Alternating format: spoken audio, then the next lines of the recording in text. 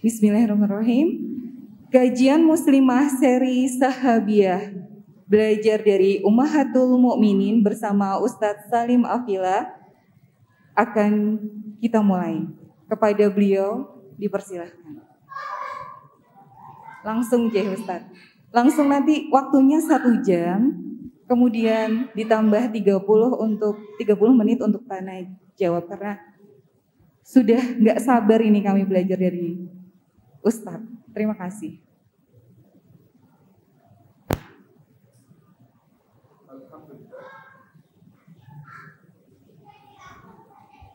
Alhamdulillahi haqqa hamdi, alhamdulillahi hamdan katsiran tayyiban mubarakan fi, nahmaduhu wa nasta'inuhu wa nastaghfiruhu wa nastahdihi wa natubu ilaih, wa la na'budu illa iyyah wa natawakkalu alaih. Allahumma fasalli wa sallim wa barik ala sayyidina wa habibina wa syafi'ina wa maulana Muhammad wa ala alihi wa ala ashabihi wa dhurriyyatihi wa man sara ala nahji wa sanna bisunnati wa ihtada bihadiyi ila yaumi liqa'i rabbih. Amma ba'd. Hadratal afadhil, hadratal mukarramin, segenap takmir Masjid Jogokarian yang kita takdimi, pengurus Umida, penyelenggara kegiatan kita pada kesempatan pagi hari ini, yang kita hormati seluruh hadirin maupun hadirat, wabil khusus ibu-ibu semuanya dan para akhwat yang dimuliakan oleh Allah. Puji syukur kita haturkan kehadirat Allah Subhanahu wa taala atas limpahan karunia-Nya kita dihimpun di dalam majelis ilmu, meskipun hanya secara daring, secara online, ya. Sebagian di layar yang menikmati siaran ini, insya Allah semuanya mendapatkan bagian keutamaan bersama yang hadir juga pada kesempatan pagi hari ini di Masjid Jogokarian yang kita cintai. Semoga setiap langkah yang kita tempuh menjadi pemudah jalan kita semua menuju ke surga, dan semoga duduk kita semua termasuk taman di antara taman-taman surga, tempat Allah mencurah-curahkan rahmat-Nya, menaungkan sayap-sayap malaikatnya, menurunkan sakinah ke dalam hati kita, dan menyebut-nyebut nama kita semua dengan bangga pada makhluk-makhluk mulia yang ada di sisinya. Para hadirin dan hadirat yang dimuliakan oleh Allah Subhanahu wa taala, istri-istri Nabi sallallahu alaihi wa alihi wasallam, bagi kita semua orang beriman merupakan ibunda. Maka para beliau digelari sebagai Ummul Mukminin. Jamaknya Ummahatul Mukminin,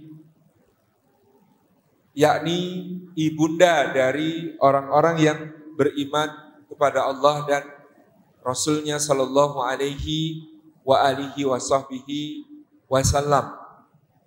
Para Ummul Mukminin adalah keluarga Rasulullah sallallahu alaihi wasallam. Maka mereka adalah ahli baitin Nabi sallallahu alaihi wasallam. Ketika Allah Subhanahu wa taala menyampaikan bahwa Allah hendak membersihkan, mensucikan mereka dari segala hal yang buruk, maka maknanya adalah seluruh ummahatul mukminin ini disucikan dan dimuliakan di sisi Allah sebagaimana garis keturunan Nabi sallallahu alaihi wasallam. Yuridullahu yursya rizsa minkum ahlal bait wa yutahhirukum tathira. Allah Subhanahu wa taala menghendaki untuk membersihkan segala kekotoran dari kalian wahai ahli bait dan mensucikan kalian dengan sesuci-sucinya. Jadi pengertian ahli bait secara khusus bukan hanya keturunan Nabi Shallallahu Alaihi Wasallam, tetapi juga adalah para ummahatul mukminin, para ummul mukminin. Maka kalau ada satu kaum yang mengaku mencintai ahli bait Rasulullah Shallallahu Alaihi Wasallam, tetapi mereka menjelekkan satu atau sebagian di antara istri-istri Nabi Shallallahu Alaihi Wasallam, maka klaim mencintai ahli bait ini adalah klaim yang dusta. Contohnya orang-orang Syiah Rafidhah yang kemudian mengatakan mereka mencintai ahli bait, tetapi kemudian mereka melaknat Sayyidah Aisyah radhiyallahu anha, juga Sayyidah Hafsah. Ini mereka misalnya ungkapkan dalam kalimat laknat kepada dua syekhnya Quraisy, yaitu Abu Bakar dan Umar, juga kedua putri mereka dan orang dungunya mereka. A'udzubillahi min dzalik. Yang mereka maksud dengan orang dungunya mereka adalah Sayyidina Utsman bin Affan radhiyallahu anhu. Jadi dalam level yang ekstrim ada orang-orang yang membenci sahabat-sahabat terbaik dan istri-istri Nabi Shallallahu Alaihi Wasallam, tetapi dengan palsu mengklaim mencintai ahli bait Rasulullah. Klaim tersebut tertolak dengan sendirinya karena seluruh istri Nabi Shallallahu Alaihi Wasallam adalah ahli bait. Dalam pengertian yang lebih luas, ahli bait Nabi Shallallahu Alaihi Wasallam juga mencakup keluarga Sayyidina Ja'far, Sayyidina Ali, dan Sayyidina Abbas bin Abdul Muthalib. Ini yang dijelaskan oleh Nabi Shallallahu Alaihi Wasallam ketika ditanya oleh seorang sahabat Ansar, wahai Rasulullah, siapakah yang termasuk ahli baitmu? Maka Nabi SAW mengatakan keluarga Ja'far, keluarga Ali, keluarga Abbas bin Abdul Muthalib. Jadi ini termasuk dari keluarganya Rasulullah Sallallahu Alaihi Wasallam. Dalam pengertian yang lebih luas, ahli bait Nabi Sallallahu Alaihi Wasallam mencakup seluruh Bani Hashim dan Bani Muthalib. Bani Hashim dan Bani Muthalib, yang kedua keluarga ini keluarga yang membela Rasulullah Sallallahu Alaihi Wasallam sejak awal risalah, bahkan sebelum mereka beriman, dipelopori oleh Abu Talib. Ketika mereka sudah beriman kesemuanya, maka mereka dipimpin oleh Sayyidina Abbas bin Abdul Muthalib untuk menjadi pembela dan pendukung Rasulullah Sallallahu Alaihi Wasallam. Sebagai bukti bahwa keluarga Hashim dan keluarga Bani Muthalib ini termasuk di antara ahli bait Nabi Sallallahu Alaihi Wasallam adalah bahwa mereka orang-orang yang tidak boleh menerima zakat dan mereka mendapatkan bagian dari ghanimah dan fai dari kaum muslimin. Ini karena mereka adalah ahli baitnya Nabi SAW. Jadi ini definisi ahli bait Rasulullah SAW itu secara khusus adalah istri beliau dan dzurriyyah beliau. Secara lebih umum adalah masuk di dalamnya keluarga Ali, keluarga Ja'far, keluarga Abbas.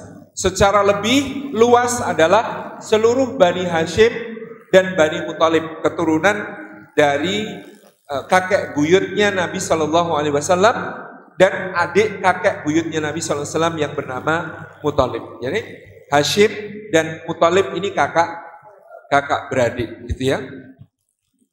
Nah, Bapak Ibu yang dirahmati Allah Subhanahu Wa Taala, hukum untuk istri-istri Nabi Shallallahu Alaihi Wasallam bersifat khusus. Ya. Allah mengatakan tentang istri-istri Nabi Shallallahu Alaihi Wasallam, wahai istri-istri Nabi, ya azwajun Nabi, wahai para istri Nabi, tidaklah kalian itu seperti wanita pada umumnya. Maka hukum untuk beliau para istri Nabi SAW ini misalnya dalam hijab bersifat mutlak. Wa idza sa'altumuhunna ammata'in fas'aluhunna min wara'i hijab. Kalau kalian wahai para sahabat Nabi sallallahu alaihi wasallam menghendaki untuk berkomunikasi, meminta sesuatu kepada istri-istri Nabi sallallahu alaihi wasallam, maka wajib dilakukan dari balik hijab. Jadi kalau istri-istri Nabi sallallahu alaihi wasallam, hijab itu merupakan kewajiban. Jumhur ulama berpendapat kewajiban bagi istri-istri Nabi, tetapi menjadi sunnah bagi umatnya Nabi Sallallahu Alaihi Wasallam. Apa dalilnya kalau itu tidak wajib? Pada masa awal Masjid Nabawi sampai masa Rasulullah SAW wafat hingga masa Abu Bakar, baru nanti di masa Sayyidina Umar itu dipisahkan antara shaf laki-laki dengan shaf perempuan. Jadi di masa Rasulullah, Abu Bakar dan Umar ini tidak ada pemisah ya, seperti di Masjid Jogokarian. Tidak ada pemisah berupa tabir yang tinggi untuk kaum wanita. Ya, ini keadaan Masjid Nabawi secara umum pada saat itu.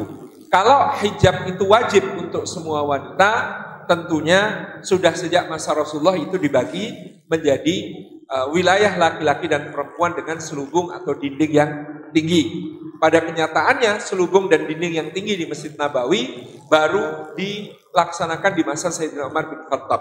Ini menunjukkan para sahabat berijma bahwa hukumnya adalah sunnah, bukan merupakan kewajiban.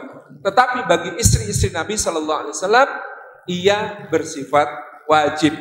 Jadi kalau mereka tampil di depan khalayak umum, maka istri-istri Nabi Sallallahu Alaihi Wasallam ini memakai cadarnya, kecuali ketika mereka berihram menunaikan manasik haji yang atau umrah yang bertutup muka adalah sebuah bagian dari larangan ihram. Ini adalah kedudukan hukum yang khusus untuk istri-istri Nabi Sallallahu Alaihi Wasallam. Kemudian dalam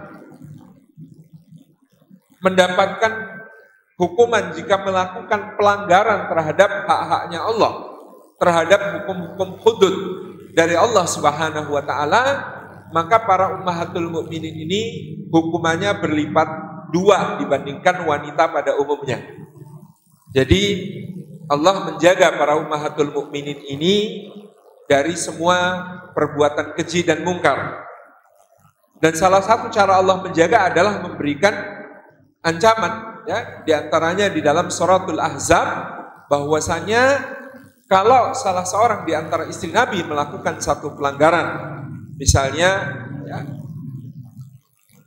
tetapi itu tidak terjadi karena memang Allah menjaga mereka. Tapi ini untuk memberi pelajaran kepada orang beriman bahwa orang yang kedudukannya tinggi, mulia, itu hukumannya berlipat ganda. Ya, misalnya berzina, maka hukumannya berlipat ganda, gitu ya. Kemudian misalnya mencuri, maka hukumannya berlipat ganda. Ini kalau untuk istri-istri Nabi Sallallahu Alaihi Wasallam. Tentu Allah menjaga mereka sehingga mereka tidak melakukan pelanggaran-pelanggaran terhadap hukumnya Allah Subhanahu Wa Taala. Tetapi hukum yang ditegakkan Allah di dalam Al-Quran memang demikian. Pelanggaran yang dilakukan para istri Nabi hukumannya berlipat dua kali dibandingkan wanita-wanita mukminah pada umumnya. Sebaliknya, ya, dahulu bagaimana Islam itu menempatkan budak, ya, hamba sahaya. Kalau hamba sahaya melakukan pelanggaran, hukumannya separohnya hukumannya orang merdeka. Itu keadilan Islam yang sangat berbeda dengan peradaban-peradaban lain pada masa itu yang seluruh dunia juga mengenal adanya perbudakan karena memang diakui secara hukum antar bangsa pada saat itu. Di Romawi, di Persia, di Mesir, di India, yang namanya budak melakukan pelanggaran, hukumannya malah berlipat-lipat. Tetapi kalau aturan Quran tidak. Justru kalau dia seorang budak, hukumannya adalah separuh dari hukuman yang dikenakan pada orang merdeka. Bahkan kalau dia melakukan pelanggaran atau melakukan satu kejahatan, itu disebabkan karena apa yang ditetapkan tuannya untuknya, tuannya yang kena hukuman. Contohnya pada masa Sayyidina Umar bin Khattab, salah seorang budaknya Sayyidina Hatib bin Abi Balta'ah itu mencuri. Kenapa kok sampai mencuri? Ternyata karena tuannya tidak memberikan gaji yang cukup kepada budak ini, sehingga budak ini kemudian ya karena dia mencuri karena kebutuhan, sehingga yang dihukum bukan budaknya, tetapi yang dihukum takzir adalah tuannya, supaya dia memperhatikan keadaan budak-budaknya, kesejahteraannya, kecukupannya, sehingga mereka ya tidak sampai mencuri karena didesak oleh kebutuhan seperti yang terjadi demikian. Ini diantara keagungan syariat Islam itu. Jadi justru untuk wanita-wanita mulia ini, para ummahatul mukminin, jika sampai melakukan pelanggaran, hukumannya berlipat ganda. Tapi kalau mereka kemudian melakukan ketaatan, ya, kemuliaan dan keagungan menjadi hak mereka, juga sesuai dengan kedudukan mereka di sisi Allah Subhanahu wa ta'ala. Nah, para ummul mukminin atau ummahatul mukminin ini adalah istri-istri Nabi Shallallahu alaihi wasallam. Kesemuanya termasuk ummu walad beliau yang semula berstatus budak tetapi kemudian melahirkan putra untuk beliau, maka statusnya juga adalah ummul mukminin seperti Sayyidah Maryah Al-Qibtiyah yang melahirkan untuk beliau putra beliau Sayyidina Ibrahim bin Muhammad yang wafat pada saat masih kecil. Jadi semua putra laki-laki Rasulullah SAW itu wafat di waktu masih kecil. Guru saya Allahyarham Haji Mu'tamid Khalil mengatakan, yaitu hikmahnya adalah agar jangan sampai manusia mengira kepemimpinan dan kenabian itu diturunkan dari garis keturunan Rasulullah saja.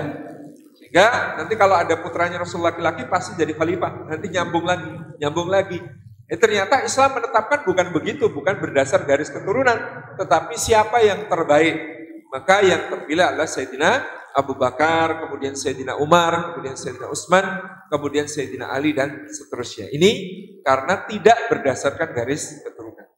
Kemudian kata beliau hikmahnya, lawang menantu dan cucu-cucu, yakni Sayyidina Ali, Sayyidina Hasan, Sayyidina Husain saja bisa menjadi fitnah akidah yang besar berupa munculnya Syiah Rafidhah. Apalagi kalau ada putra, pasti itu menjadi ya dikultus individu, dipuja, bisa melebihi yang seharusnya. Ini adalah di antara hikmah kenapa ya Rasulullah SAW putra-putranya yang laki-laki wafat di waktu kecil.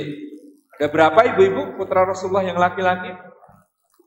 Ada 3. Dari Sayyidah Khadijah ada 2, dari Sayyidah Maryah Al-Qibtiyah ada 1. Yang dari Sayyidah Khadijah namanya Al-Qasim dan Abdullah.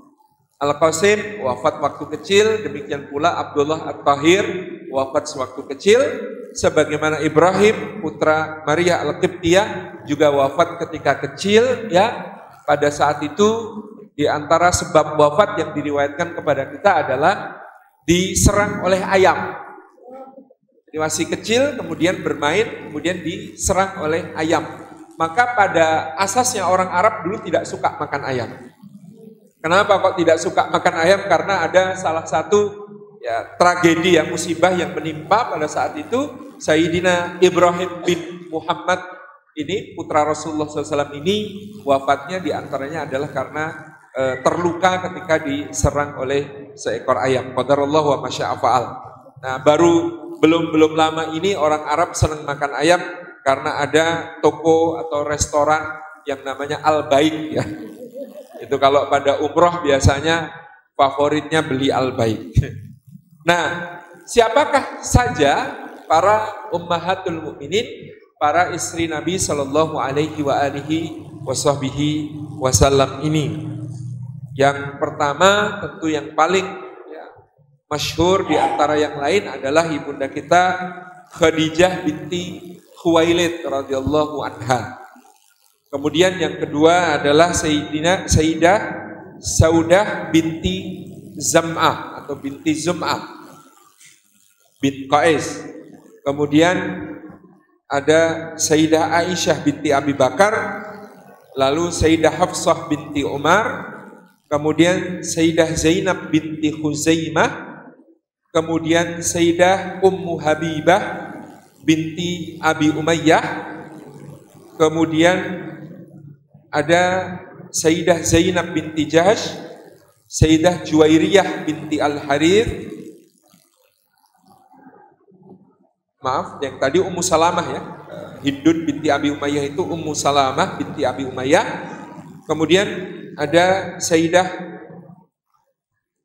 Juwairiyah binti Al-Haris, Sayyidah Ramlah binti Abi Sufyan atau Ummu Habibah binti Abi Sufyan, Sayyidah Sofiyah binti Huyai bin Akhtab, Sayyidah Maimunah binti Al-Harith, dan Sayyidah Maryah Al-Qibtiyah.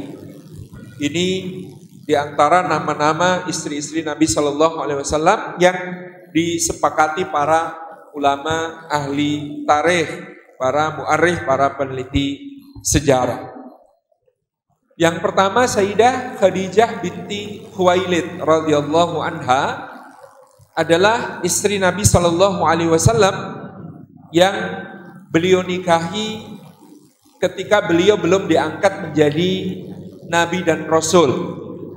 Beliau masih seorang pemuda dan kita sudah mengetahui riwayatnya. Pada saat itu Muhammad Sallallahu Alaihi Wasallam muda ini menjalankan kafilah dagangnya Sayyidah Khadijah binti Khuwailid, menjalankannya sampai ke negeri Syam, dan Sayyidah Khadijah menempatkan seorang pengawas bernama Maisarah untuk mengawasi bagaimana Nabi Shallallahu Alaihi Wasallam berdagang, berniaga, berjual beli untuk nanti dilaporkan. Ternyata Rasulullah Shallallahu Alaihi Wasallam seorang yang siddiq, jujur, amanah, mampu menanggung tanggung jawab yang dipercayakan kepada beliau. Tabligh, orangnya komunikatif, gampang, akrab, nyambung, diajak ngobrol, mudah, begitu ya. Kemudian beliau seorang yang fatanah, cerdas, cerdik, kreatif, dan inovatif. Dulu kalau orang-orang Quraisy berdagang, itu ya dagangnya ala-ala tradisional. Bawa barang ke Mekah, belum tahu nanti mau dijual kepada siapa di negeri Syam. Laku di negeri Syam, ada untung, dibelikan barang dari negeri Syam, dibawa pulang ke Mekah, dijual di Mekah. Kalau Muhammad SAW enggak, dia meminta Maisarah menjadi juru tulis. Karena beliau SAW adalah seorang yang ummi, tidak membaca dan tidak menulis. Jadi waktu itu orang yang tidak membaca dan tidak menulis dianggap lebih cerdas daripada orang yang bisa membaca dan bisa menulis. Kenapa, Bu? Kenapa kok orang waktu itu yang tidak bisa membaca dan menulis dianggap lebih cerdas? Karena waktu itu selebritisnya adalah para penyair. Para penyair itu ya biasa mendeklamasikan puisi-puisinya di dekat Ka'bah, di pasar Uqad, di pusat-pusat keramaian. Kalau ada penyair, lihat pemandangan indah, lihat kejadian menarik, lihat fenomena unik, kemudian dari lisannya langsung teruntai syair berbait-bait tanpa putus. Ini berarti penyair cerdas. Kenapa? Karena langsung, tidak perlu alat bantu, ini keluar berbagai syair teruntai-untai begitu, panjang, fasih, indah, puitis sekali. Tapi kalau ada penyair, lihat pemandangan indah, lihat kejadian menarik, lihat fenomena unik, kok terus coba-coba saya pinjam kertas sama pena, ini kok bagus sekali, mau saya bikin jadi puisi. Nah, penyair yang pakai alat bantu tulis seperti ini, maka penyairnya dianggap tidak cerdas.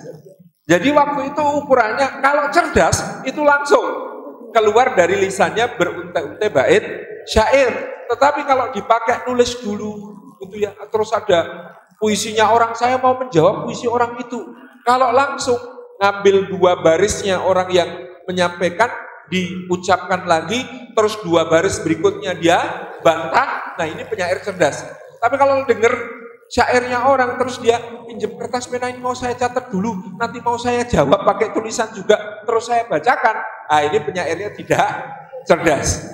Jadi paham ya Bu, kenapa dulu orang yang tidak membaca dan menulis itu dianggap lebih cerdas daripada yang membaca dan menulis, termasuk dalam dagang. Kalau pakai baca dan tulis berarti hafalannya jelek. Tapi kalau tidak membaca dan tidak menulis berarti orangnya jenius karena bisa hafal. Ini harganya berapa, ini tadi berapa. Nah, Rasulullah itu termasuk yang demikian. Tidak membaca, tidak menulis, dan memang cerdas. Meskipun ada yang tidak membaca dan tidak menulis, yang janjane ya bodoh itu. Tetapi memang waktu itu orang yang tidak membaca dan tidak menulis secara umum dianggap orang yang cerdas. Itulah Rasulullah. Jadi Rasulullah Muhammad SAW meminta Maisarah menjadi juru tulis. Apa yang beliau lakukan? Tanya kepada penduduk Mekah dulu. Perlu barang apa? Bisa pesan ke saya. Nanti saya bawakan dari negeri Syam. Kalau yang pedagang lain, mangkat dari mangkat. Kalau Rasulullah Muhammad nanya dulu, perlu barang apa? Dicatat semua pesanan, itu sepanjang perjalanan, kalau mampir kampung demi kampung, ada pesanan apa nanti kita belikan. Ini saya bawa barang dari Mekah ada, mungkin ada yang mau dibeli, gitu ya. Itu terus sampai ke negeri Syam, bahkan barang dagangannya itu tinggal separuh. Karena sepanjang perjalanan sudah laku duluan. Nah di negeri Syam beliau menjual barangnya dan sudah siap untuk kulaan. Apa-apa yang dikulak bukan cuma barang-barang yang dispekulasi nanti bisa dijual apa enggak, tetapi barang-barang yang sudah menjadi pesanan sepanjang jalan tadi. Sehingga pulang membawa barang dagangan yang sangat banyak, dijual bukan cuma di Mekah tapi di tempat-tempat yang disinggahi sampai di Mekah sesuai pesanan semuanya sudah kemudian terjual, maka untungnya berlipat ganda. Itulah cara berdagangnya Muhammad Shallallahu Alaihi Wasallam yang berbeda dengan pedagang-pedagang yang lain, yang cerdas sekali. Itu Rasulullah Muhammad. Maka karena inilah Khadijah kemudian mengajukan proposal untuk menikah dengan Muhammad Shallallahu Alaihi Wasallam. Karena Khadijah yakin ini suami kualitas tinggi ini hebat nih. Orangnya akhlaknya mulia, orangnya jujur, orangnya baik, orangnya pinter dagang, orangnya bisa mentasarrufkan harta ya, yang Khadijah ini seorang yang kaya raya sehingga kemudian hartanya banyak, ini harus dikelola dengan baik.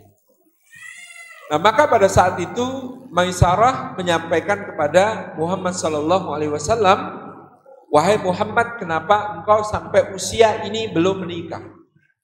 Waktu itu usia Muhammad sallallahu alaihi wasallam adalah 25 tahun Komariah.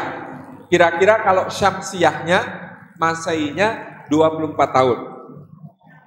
Maka Muhammad SAW mengatakan, tentu saja aku mau menikah, tetapi siapakah yang rela anaknya dinikahi oleh seorang yatim yang miskin seperti aku, dan pamanku juga bukan dari keluarga yang berpunya. Ini yang dikatakan Muhammad Sallallahu Alaihi Wasallam. Kata Maisarah, kalau ada yang mau bagaimana? Memangnya siapa? Khadijah.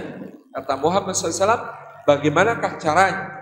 Kata Maisarah, serahkan urusan ini kepadaku, akan aku atur bersama pamanmu Abu Thalib. Kemudian berbincanglah antara Abu Thalib dengan Maisarah. Ternyata kemudian Khadijah radhiyallahu anha ketika itu menghibahkan atau menghadiahkan 100 ekor unta kepada keluarga Abu Thalib. Abu Thalib tanggap. Kenapa? Karena Khadijah ini wanita mulia. Kalau sampai maharnya sedikit, itu menjatuhkan kemuliaan dan kewibawaan keluarga Khadijah.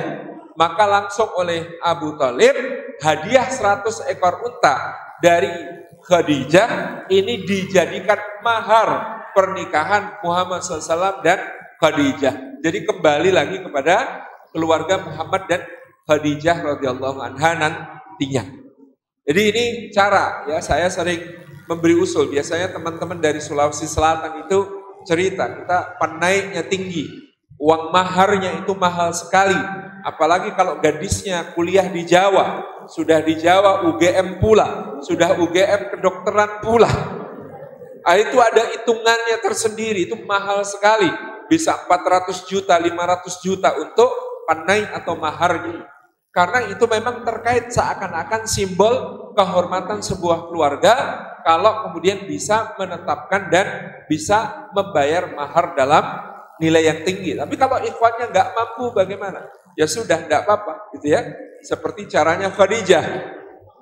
Calon suaminya miskin, sementara dia dari keluarga mulia yang maharnya harus tinggi. Sehingga Khadijah terlebih dahulu menghadiahkan 100 ekor unta kepada Abu Thalib, yang itu kemudian oleh Abu Thalib digunakan sebagai mahar pernikahan Muhammad SAW dengan Khadijah. Nah, jadi ini terkait seperti apakah Rasulullah ketika muda, apakah beliau kaya raya? Tidak.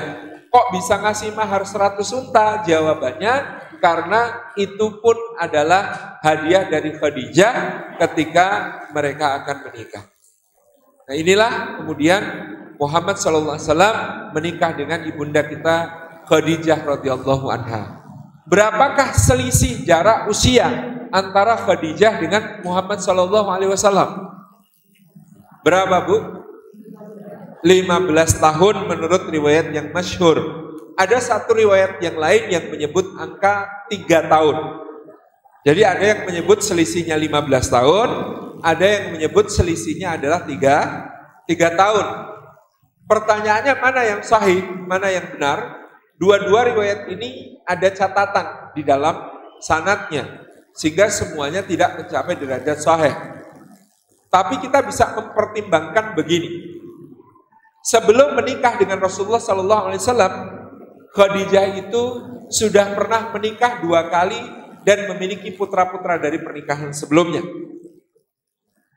Sudah pernah menikah 2 kali, yang satu suaminya wafat, yang satu lagi bercerai dengan suaminya. Ini pernah 2 kali. Dan dari 2 pernikahan ini beliau dikaruniai putra-putri.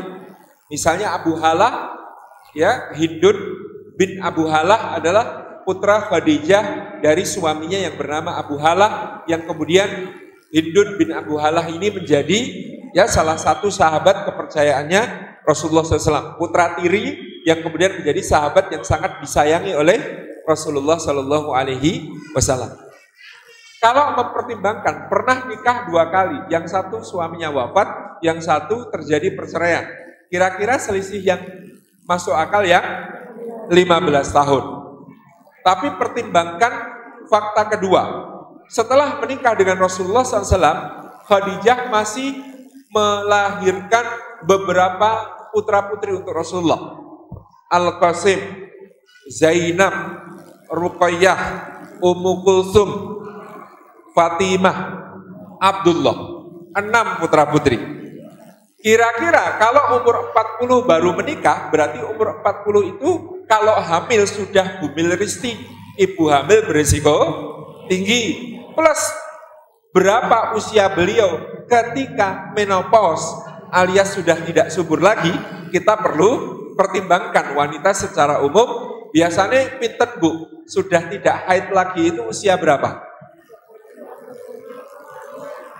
Usia berapa? 50-an. Rata-rata ya 50-an. Dalam 10 tahun punya 6 putra putri. Masuk akal? Masuk akal? Masih mungkin? Boleh ya, antara 2 tahun sekali, okay? Kalau 2 tahun sekali saya rasa tidak, karena jarak usia antara Ummu Kulsum dengan Fatimah itu jauh. Kalau tidak salah 6 tahun. Jadi memang dengan catatan riwayat ini, maka yang masuk akal mungkin selisihnya adalah 3 tahun. Dua-duanya mungkin. Dua-duanya juga bisa jadi antara itu. Jadi rentang selisih usianya antara 3 sampai 15 tahun tadi yang sudah kita sebutkan. Mana yang benar? Mudah-mudahan kita semua nanti dihimpunkan oleh Allah bersama Rasulullah SAW dan ibunda kita Khadijah. Nanti kita tanya langsung. Allahumma amin. Gitu ya. Ini tentang jarak usia Rasulullah dengan Khadijah radhiyallahu anha. Guru kita semua, Ustadz Asep Sobari pernah memberi kita renungan yang sangat luar biasa. Ibu-ibu kalau dua anak lanang, ibu-ibu sayang sekali pada anak lanang ini. Anaknya soleh, ganteng, bagus, gitu ya, akhlaknya mulia, ya, pinter, cerdas, serawungnya apik, grapyak, gitu ya. Ya pokoknya anaknya, betul-betul kebanggaan dan sangat membahagiakan kita. Untuk anak seperti ini, ibu-ibu kira-kira kalau punya anak lanang seperti ini, dijodohkan dengan istri yang kayak bagaimana? Pengennya dia dapat istri yang kayak bagaimana? Yang salihah, terus ya cantik, terus ya masih muda, terus masih gadis, single, terus masih Masya Allah ya, kita kan pengennya memberikan yang terbaik. Pertanyaannya, siapa yang paling sayang kepada Muhammad sallallahu alaihi wasallam? Allah, betul? Allah adalah yang paling sayang kepada Muhammad sallallahu alaihi wasallam. Kenapa Allah yang paling sayang kepada Muhammad sallallahu alaihi wasallam itu justru menjodohkan Muhammad sallallahu alaihi wasallam yang tampan, yang soleh, yang ganteng, grapyak, baik hati, ya, jujur, kepada seorang yang bukan cuma janda, jandanya sudah 2 kali, anaknya wis oke. Kira-kira kenapa itu? Jadi ini konsep jodoh ini penting. Jodoh itu bukan cari yang ideal, bukan cari yang sempurna, tetapi jodoh itu dipilihkan oleh Allah yang paling tepat. Ternyata kondisi Khadijah radhiyallahu anha justru adalah seorang yang paling tepat menjadi pasangannya Rasulullah Muhammad sallallahu alaihi wasallam. Seakan-akan ibunda kita Khadijah bagi Rasulullah, begitu Rasulullah menikah, Rasulullah bukan cuma mendapat seorang yang berperan sebagai istri bagi beliau, tapi juga seorang yang menjadi ibu bagi beliau. Bayangkan beliau itu jumpa ibu pendek sekali, kecil, disusukan kepada Halimatus Sa'diyah di kampung Bani Sa'ad. Umur 2 tahun mau dikembalikan ke Mekah, Mekah lagi wabah, bawa balik kembali ke kampung Bani Sa'ad. Umur 4 tahun mau dikembalikan ke Mekah, ternyata wabah lagi, bawa balik lagi ke Bani Sa'ad. Kalau Halimahnya ya seneng banget karena kehadiran Muhammad SAW di rumahnya barokah. Wong kambingnya jadi selalu sehat dan gemuk-gemuk, manak terus gitu ya. Ontanya juga jadi sehat-sehat dan kuat-kuat ya. Pertaniannya jadi makmur, rumahnya senantiasa bercahaya. Masya Allah, ya seneng. Sampai usia 5,5 tahun baru dikembalikan ke Mekah. Kemudian oleh ibunya Sayyidah Aminah binti Wahab diajak untuk ziarah ke makam ayahnya di Madinah. Pulang dari Madinah sampai di Abwa, Sayyidah Aminah sakit kemudian meninggal. Jadi Rasulullah itu dengan ibunya itu kebersamaannya sangat pendek. Habis itu dirawat oleh kakek, Mbah Kakung. Itu sudah tidak punya Mbah Putri. Karena nenek Nabi SAW, Sayyidah Salma sudah wafat sebelum. Habis itu kemudian diasuh oleh Abu Thalib, gitu ya.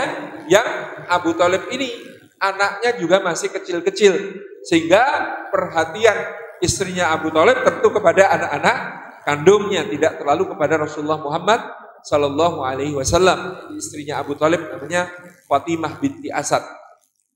Inilah yang kemudian ya tentu Rasulullah SAW oleh Allah di skenario sedemikian rupa supaya mendapatkan seorang istri yang bisa memberi penguatan, pengokohan kepada beliau, bahkan nanti ketika kemudian tiba waktunya beliau mendapatkan wahyu, beliau menjadi Rasul, beliau harus berjuang, berkorban untuk umat. Disinilah peran ibunda kita Khadijah radhiyallahu anha yang sangat luar biasa di dalam memberikan dukungan ya kepada Rasulullah Muhammad SAW di dalam perjuangan beliau. Jadi Ibu-ibu yang dirahmati Allah, ibunda kita Khadijah menikah dengan Nabi Shallallahu Alaihi Wasallam digambarkan seakan-akan seperti angin ribut ketemu lautan yang luas, jadinya badai. Rasulullah itu dalam semangatnya melakukan kebaikan seperti angin ribut, pengen ini membebaskan budak, ya, menolong fakir miskin, menyantuni anak yatim, menyambung silaturahmi, melakukan berbagai macam kebajikan. Di sisi lain, Khadijah yang begitu tenang, memiliki sumber daya yang sangat besar untuk mendukung seluruh amal-amal Nabi Shallallahu Alaihi Wasallam. Sehingga Nabi SAW bersama Khadijah menjadi pasangan yang berbahagia, yang dikarunia Allah putra putri yang berbakti kepada beliau berdua, dan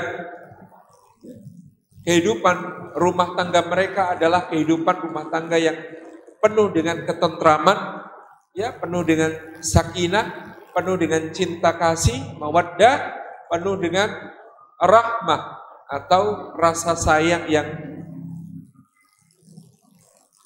penuh dengan pengorbanan di dalam kehidupan keluarga mereka berdua.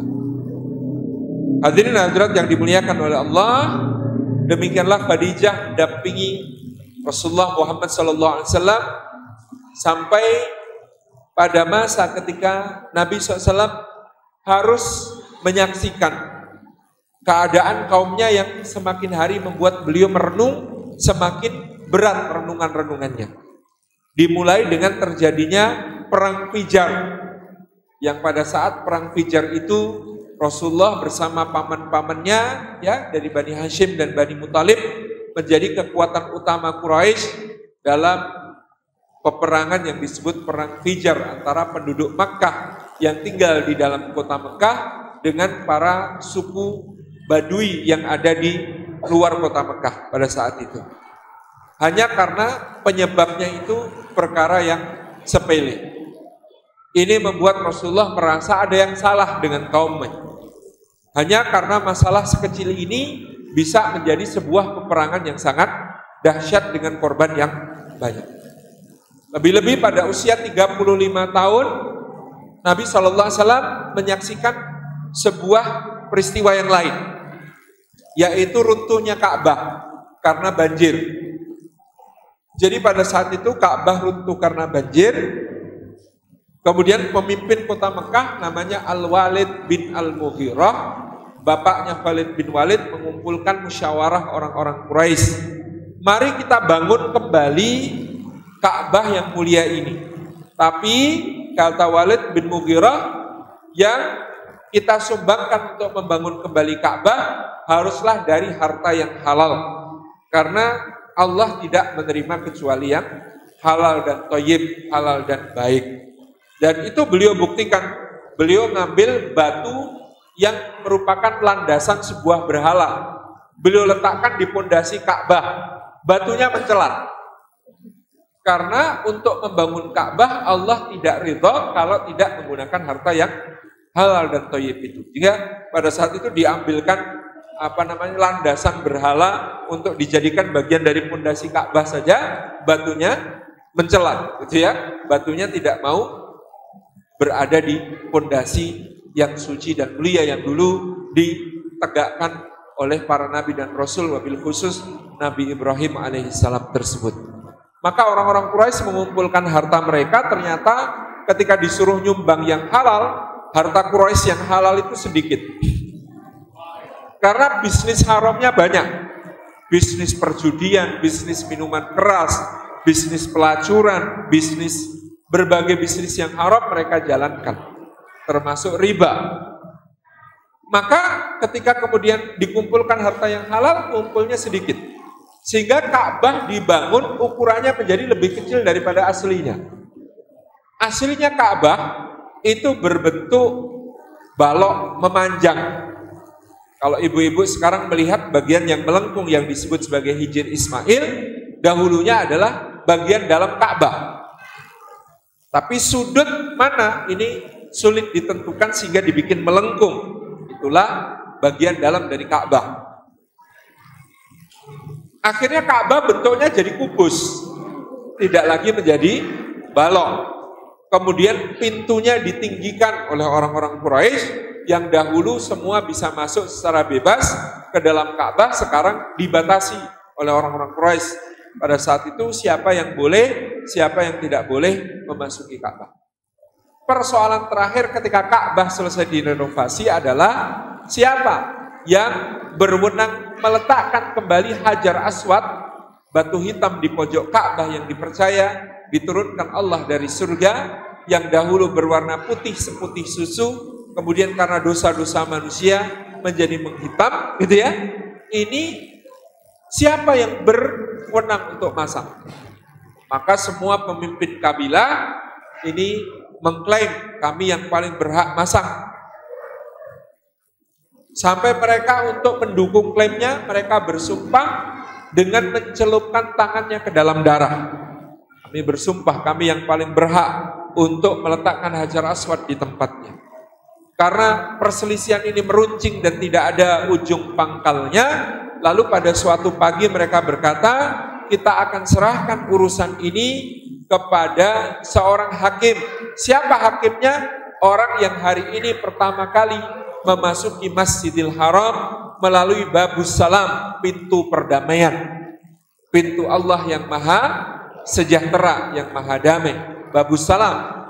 Siapa yang masuk di situ pertama kali pada pagi hari ini, maka dialah yang menjadi hakim di antara kita.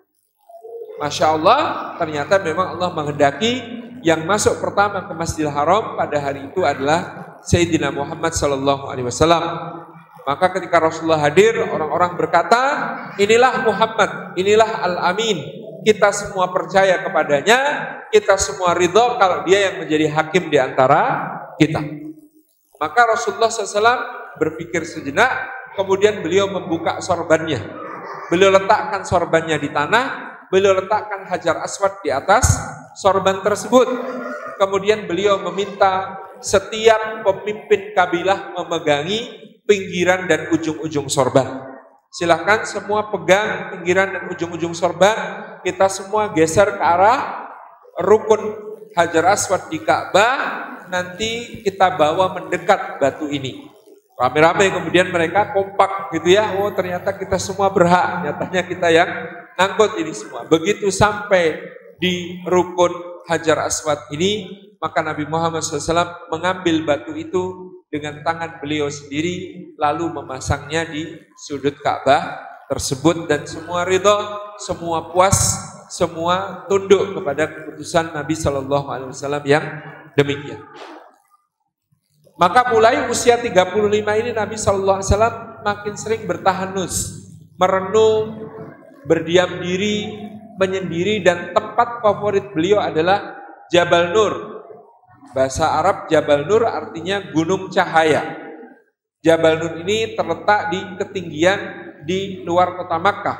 Tapi dari ketinggiannya di sebuah celah bebatuan yang disebut sebagai Gharu Hira atau Goa Hira, Nabi Muhammad SAW bisa duduk bertafakur di situ, menyaksikan ke bawah, melihat bagaimana hiruk pikuk yang terjadi di kota Makkah. Inilah Nabi SAW semakin sering mengunjungi Gua Hira, lebih-lebih di bulan Ramadan. Kalau bulan Ramadan, Nabi SAW itu sering sekali pamit kepada Khadijah untuk merenung di Gua Hira, memikirkan keadaan umat yang sangat berada dalam berbagai kekacauan, kehinaan, dan keterpurukan. Khadijah dengan sabar memberikan dukungan, membawakan bekal, sehingga Nabi Muhammad SAW selalu tidak pernah kekurangan kebutuhan apapun ketika berada di atas Gua Hira. Khadijah selalu ngitung kapan bekal Rasulullah menjelang habis, tapi beliau belum pulang, maka Khadijah tidak kemudian oyak-oyak pulang juga. Pak kan Bali ono. Kurang leh tapi mesti dimasak gitu ya. Itu enggak pernah. Jadi tidak pernah Khadijah kemudian mengutus orang untuk meminta Rasulullah pulang. Sebaliknya Khadijah mengutus orang untuk membawakan bekal untuk Kalau siapa tahu Rasulullah berkenan memperpanjang tahanusnya di dalam Gua Hira. Di bulan Ramadan, di usia beliau yang ke-40 tahun, maka Nabi SAW semakin intens berada di Gua Hira, sampai akhirnya seperti yang kita ketahui, Nabi SAW pun menerima wahyu dari Allah Subhanahu wa Ta'ala melalui malaikat Jibril alaihissalam. Jibril datang dalam rupa yang sangat agung dengan pakaian yang berwarna putih, wajah yang bercahaya, rambut yang hitam, dan kemudian beliau Jibril alaihissalam menuntun Rasulullah, mengatakan kepada beliau, "Iqra ya Muhammad," bacalah wahai Muhammad. Kita tadi tahu Rasulullah bukan orang yang pandai baca tulis, sehingga beliau mengatakan, "Ma ana biqari," saya bukan orang yang bisa baca tulis. Jibril mengatakan lagi, "Iqra ya Muhammad," bacalah wahai Muhammad. Rasulullah mengatakan, "Ma ana biqari," saya bukan orang yang bisa baca. Sampai 3 kali berturut-turut beliau menyampaikan demikian, sehingga Jibril alaihissalam mendekati beliau dan mendekap dada Nabi SAW sampai terasa sesak. Tapi begitu dilepaskan oleh Jibril alaihissalam, dada itu menjadi terasa sangat lapang. Kemudian Jibril mendiktekan ayat-ayat Allah, wahyu pertama yang turun tersebut, dan Rasulullah bisa menirukannya dengan baik. Iqra bismi rabbikal ladzi khalaq, khalaqal insana min 'alaq, iqra wa rabbukal akram, alladzi 'allama bil qalam, 'allamal insana ma lam ya'lam. Bacalah dengan nama Rabbmu, Zat yang telah menciptakan, yang menciptakan manusia dari alaq. Ya. Kalau nutfah itu percikan yang bercampur, kalau alaqah itu bercak-bercak yang menempel di dinding rahim. Khalaqal insana min alaq, Allah menciptakan manusia dari bercak-bercak yang menempel di dinding rahim dari hasil pembuahan. Karena kata para ulama, fase alaq atau alaqah adalah fase kritis. Kalau bisa nempel nanti tumbuh jadi janin, kalau tidak bisa nempel ya berarti lewat. Gitu ya. Maka disebut oleh Allah khalaqal insana min alaq. Iqra wa rabbukal akram, bacalah dan Rabbmu adalah zat yang maha pemurah, maha dermawan, alladzi 'allama bil qalam, yang telah mengajarkan dengan perantaraan pena, 'allamal insana ma lam ya'lam, mengajarkan kepada manusia apa-apa yang belum diketahuinya. Begitu mendapatkan wahyu pertama ini, Muhammad SAW terguncang. Ini kayak seorang tukang kebun tiba-tiba diangkat menjadi direktur utama sebuah perusahaan dan dikasih tahu bahwa utang perusahaan itu 80 kali lipat nilai asetnya. Gitu. Rasulullah Muhammad sudah lama memikirkan kok kaumnya ini berada dalam keterpurukan. Tapi beliau tidak menyangka bahwa Allah mengangkatnya untuk menyelesaikan seluruh masalah umat manusia sedunia dengan memberikan wahyu kepada beliau sallallahu alaihi wasallam. Maka Nabi SAW cerita, pulang dari Gua Hira itu, beliau turun dari Jabal Nur, tersaruk-saruk, tersandung-sandung, berulang kali jatuh, berulang kali bangun lagi, jatuh lagi, bangun lagi, pucat pasi, gemeteran, menggigil, berkeringat dingin, gobios di depan pintu rumah ibunda kita Khadijah. Kemudian dia mengatakan, "Zammiluni, zammiluni, wahai Khadijah, selimuti aku, selimuti aku." Ini dalam keadaan beliau pucat pasi, gemeteran yang luar biasa. Nah, ini yang patut diteladani dari ibunda kita Khadijah. Bagaimana ketenangan beliau sebagai seorang istri ketika suaminya dalam masalah yang berat. Ibu-ibu kalau suaminya pulang pucat pasi, gemeteran, berkeringat dingin, menggigil depan pintu, ibu-ibu apa yang dilakukan? Ikut panik. Ya Allah mas, ini kepiye mas, kok kayak gini mas, ya Allah. Wonten napa to mas niki crita riyen mas gitu. Ini ibu-ibu pada umumnya. Dan mungkin kalau tadi oleh Allah Muhammad SAW dinikahkan dengan gadis ya, yang masih muda, mungkin juga akan panik. Jadi ikut panik gak karu-karuan guys. Wah ini berbahaya untuk kenabian Rasulullah SAW. Maka inilah luar biasanya Sayyidah Khadijah, suaminya dalam keadaan seperti itu yang beliau lakukan, ya. Khadijah menggandeng suaminya Muhammad SAW ke dalam kamar, kemudian dibaringkan, diselimuti, ditinggal keluar, ditutup pintunya, lalu Khadijah berdoa kepada Allah, ya Allah, Engkau yang lebih mampu menjaganya, maka jagalah dia, karena aku adalah makhlukmu yang lemah. Bayangkan ya kalimatnya Khadijah. Ya Allah, Engkau yang lebih mampu menjaga dia, maka jagalah dia, karena sesungguhnya aku adalah makhlukmu yang lemah. Ibu-ibu nyuwun sewu, kalau suami mundur, tasnya dilempar, tubuhnya dipaskan ke sofa, sepatu dilepas bukan dengan tangan tapi langsung kaki dibeginikan gitu. Terus begini. Pasti pengen tahu jehunya. Pengen tahu banget. Kepo, pasti tanya, Mas ada masalah apa? Dan jawaban semua suami kalau ditanya ada masalah apa adalah enggak ada apa-apa. Kenapa Bu? Karena naluri tabiat laki-laki itu menjadi qawwam, menjadi pemimpin.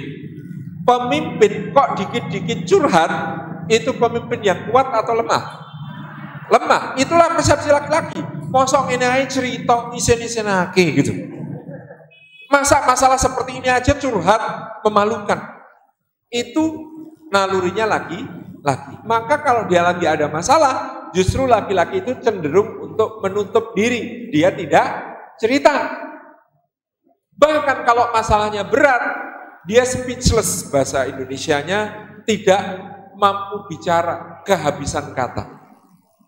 Seperti Nabi Ibrahim ketika diperintahkan Gusti Allah, tinggalkan istrimu dan anakmu di lembah yang tidak bertanaman di dekat rumahku yang mulia di lembah Bakkah atau lembah Makkah ini. Apa yang terjadi Bu? Ibrahim gak kuat mau ngomong sama istrinya, Dek tak tinggal ya Dek, disuruh Allah ya Dek, gak bisa Bu. Nabi Ibrahim menyampaikan begitu gak sampai pada istrinya. Maka beliau cuma pelan-pelan, diem-diem jalan ke arah utara. Ditinggal istrinya. Istrinya tanya, "Hai Ibrahim, kenapa kau tinggalkan kami?" Ini jenis pertanyaan apa Bu? Pertanyaan esai. Jawabannya agak panjang, betul? Susah jawab pertanyaan begitu kalau laki-lakinya lagi ada masalah. Diam saja Ibrahim, gak kuat jawab. Jawab piye ta ya? Ya Allah. Kalau saya jawab ini perintah Allah, dia khawatir istrinya menyalahkan Allah. Rasa dijawab, jalan lagi ke arah utara. Hajar kejar lagi. "Hai Ibrahim, kenapa kau tinggalkan kami?" Sampai 3 kali Bu, pertanyaan itu tidak dijawab. Ini cerdasnya Hajar. Kalau pertanyaan esai terlalu sulit, gantilah pertanyaannya jadi pilihan ganda. Iya kan? Kalau pertanyaan esai terlalu sulit, gantilah pertanyaannya jadi pilihan ganda. Apa pilihan gandanya? Pertanyaannya Hajar diubah menjadi, apakah ini perintahnya Allah? Itu kan pilihan ganda sederhana. Jawabannya ya atau tidak. Maka Ibrahim bisa jawab enggak? Bisa, karena sudah ditanya, apakah ini perintah Allah? Balik Bu. Pegang tangannya, tatap matanya, kemudian bilang, oh ide. Iya, ini perintah Allah. Nah, kalau sudah dijawab begitu, Sayyidah Hajar menepiskan tangan suaminya mengatakan, kalau ini perintah Allah, jadikan boten sah kuatos. Allah gak akan pernah menyanyiakan kamu. Ini luar biasanya yang muncul dari keimanan Sayyidah Hajar. Nah, ibunda kita Khadijah itu tidak kemudian nuntut, nanya, pengen tahu dulu, sabar, karena nanti pasti diceritani. Neng sabar sih. Ibu-ibu kadang karena tidak sabar, kadang-kadang menimbulkan gesekan. Suaminya ditanyain, "Mas ada masalah apa?" "Enggak kok Dek, enggak ada apa-apa." "Ya Allah Mas, aku kan kalau ada masalah juga cerita sama kamu. Masa kamu enggak mau cerita sama aku?" Iya kan? Ini kita ini suami istri loh Mas. Apa-apa itu ya Mbak, ya diceritakan, dihadapi bersama. Suaminya mikir, istri saya itu sudah ngurus anak, ngurus rumah, ngurus arisan, ngurus TPA, ngurus PAUD, macam-macam. Kalau saya tambahi, dijak mikir urusan kantor, sakit. Karena kasihan suaminya bilang, "Enggak kok Dek, ini cuma masalah kantor kok. Kamu enggak usah ikut pusing mikirin, biar aku aja." Maksud suami baik, betul Bu? Baik, enggak ingin nambahi beban istrinya. Tapi bagi istri, enggak mau cerita berarti tidak percaya. "Oh jadi Mas enggak percaya sama aku?" Memangnya biasanya ceritanya sama siapa? Malah ditambahi su'udon, gitu ya. Apalagi, "Oh ceritanya waktu di Kapadokia." Tambah ya Bu ya, jadi ribet masalahnya. Karena apa? Gitu ya. Sebenarnya suami bermaksud baik, tidak ingin nambahi beban istri, istri juga bermaksud baik, ingin membantu masalah suami. Tetapi menjadi masalah baru. Karena apa? Karena memaksa suaminya untuk curhat. Sebagaimana dirinya kalau ada masalah itu curhat.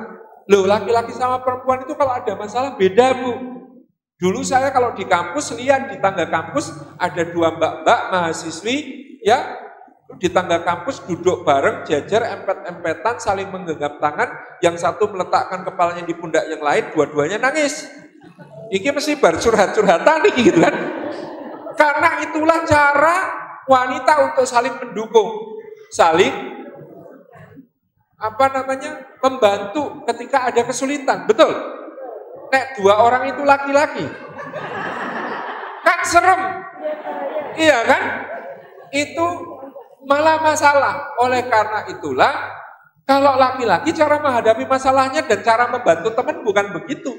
Saya kalau punya teman, saya tahu dia lagi ada masalah, saya gablek pundaknya terus saya bilang, "Ayo bro, aku bisa hadapi." Kita mendukung dari belakang. Tetapi itu cukup, "Thank you bro," gitu aja. Nah saya kepo, "Kamu tuh masalahnya apa sih?" Malah problem gitu. Jadi tambah masalah. Ini memang beda antara laki-laki dan perempuan gitu. Oh cara berpikirnya saja juga berbeda. Kalau laki-laki itu kalau berpikir fokus, sederhanakan, rumuskan solusi. Kayak obat nyamuk muter ke dalam. Jadi kalau ada rapat pasti yang namanya bapak-bapak kalimatnya berbunyi, "Ayo tolong ya jangan melebar kemana-mana dulu, kita fokus dulu pada isu yang satu ini, kita fokus, kita sederhanakan masalahnya, terus kita segera rumuskan solusinya, tidak kelamaan." Itu bapak-bapak. Ibu-ibu kalimatnya kalau rapat apa Bu? "Jangan suka sederhanakan masalah Mas, ini semuanya itu ada hubungannya, dengerin dulu ceritaku toh." Betul nggak? Betul. Maksudnya apa? Supaya ketemu di tengah. Tapi karena masing-masing memaksakan sudut pandang, jadinya nggak ketemu. Betul nggak Bu? Jadi itu beda. Maka Khadijah tahu bedanya laki-laki dan perempuan. Dia tahu Rasulullah ada masalah. Tapi bukan saatnya minta Rasulullah curhat. Biarkan dulu, lerem sike, anteng sike, nanti maka pasti akan cerita. Karena tipe ceritanya laki-laki kalau ada masalah itu begini Bu. "Dek kemarin ada masalah loh Dek di kantor." "Oh iya Mas, ya Allah terus pun nih Mas." "Tenang Dek, sudah Mas atasi." Cara laki-laki cerita itu kayak begitu. Nah ibu-ibu ceritanya kan spontan pada saat itu ketika terasa beban berat, ya kan? "Ya Allah Mas, hari ini aku capek banget Mas. Cucian numpuk, piring gelas kotor semua. Tamunya nggak berhenti-berhenti dari tadi siang datang terus. Tetangga-tetangga kok ya resek, anak-anak pada sakit, semua. Aku capek Mas, capek." Itu ceritanya istri. Tetapi nyuwun sewu, kadang-kadang laki-laki itu mikirnya solusi. Sehingga ketika istri tadi cerita, ngurusi rumah capek, yang terbayang pada seorang suami adalah, "Sabar ya Dek, bulan depan insya Allah kita cari pembantu." Di dunia laki-laki, istri susah ngurus rumah, carikan pembantu. Logis nggih, Bu? Di dunia perempuan, istri lagi curhat seperti itu, suaminya masih tetap otak-atik HP, dengerin curhat, sambil lirik sedikit, terus ngomong, sabar ya dek, bulan depan kita cari pembantu. Istrinya akan mengatakan, jadi semua pengorbananku selama ini, kok anggap tidak lebih dari kerjaan seorang pembantu. Tega sekali kamu, Mas. Padahal aku pengorbananku luar biasa loh, Mas. Jadi berbeda sudut pandangnya. Cara berpikir, ini kalau tidak difahami bisa jadi masalah. Yang hebat Bunda Khadijah. Yang hebat tadi Siti Hajar. Bagaimana kemudian memahami, oh, wong lanang ini lagi ono masalah yang ini rencana aneh.